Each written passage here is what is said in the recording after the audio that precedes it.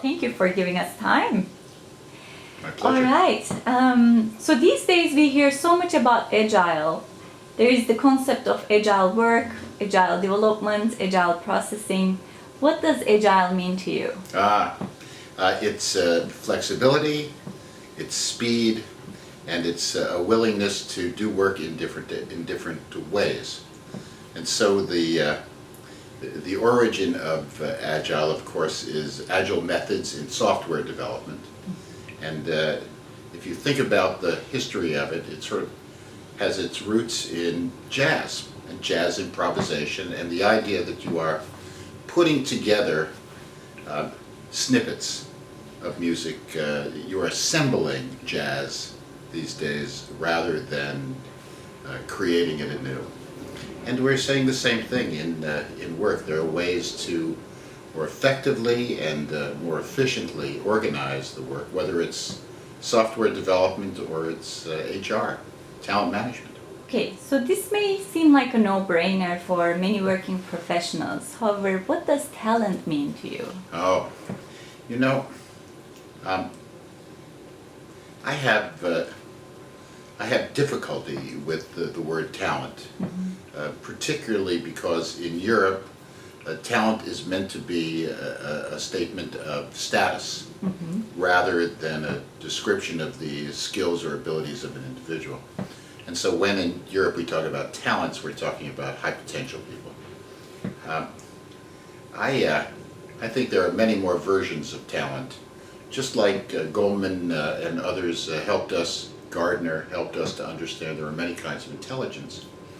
There are also many kinds of talent. And a person who is an extraordinarily talented coder may or may not have any interest in management. And very often when we say talent, we imply a management career. What I'd like to suggest as a way of thinking about talent is that it's the skills required or necessary to do the job. And as long as we think in those terms, we tend not to create elites, but rather to talk more generally about whether the organization has the skills to get the work done, and whether individuals who have the skills are enabled and supported in continuing to improve those skills. In your book, you mainly focus on what organizations must do to attract top creatives, freelancers, subject matter experts. Could you please tell us why organizations should care about this topic at all? Absolutely. Three reasons, really. First, the speed of competition and technologically or operationally driven disruption. Things are happening in the world that cause organizations to have to pivot much more quickly than historically. In order to do that successfully, you need skills that are consistent with that pivot, but which you might not have available in your organization, and therefore the importance of Agile Talent becoming a source of additional capability. Second, many new organizations don't have the resources to hire these 10Xers, these wonderful, highly capable experts on a full-time basis.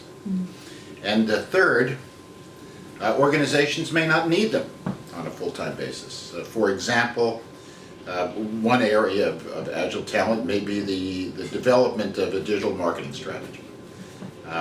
It may make an awful lot of sense to bring in expertise to form that strategy, but it may not be essential to have that group on an ongoing basis managing and executing that strategy. That can be done internally.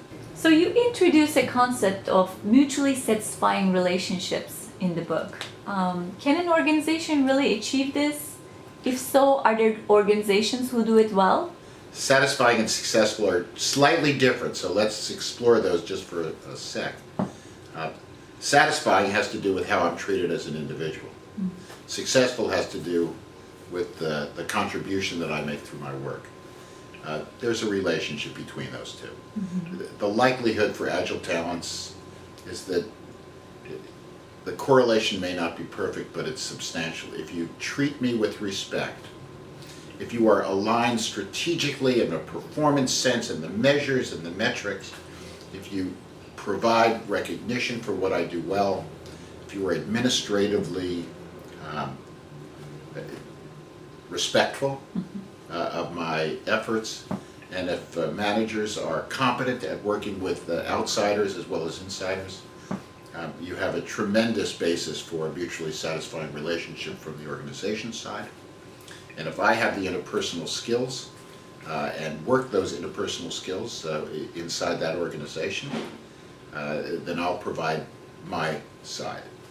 If you think about the number one issue challenging Agile talents as they think about working in those organizations, it's that they have chosen to be outsiders. They have chosen to be marginal.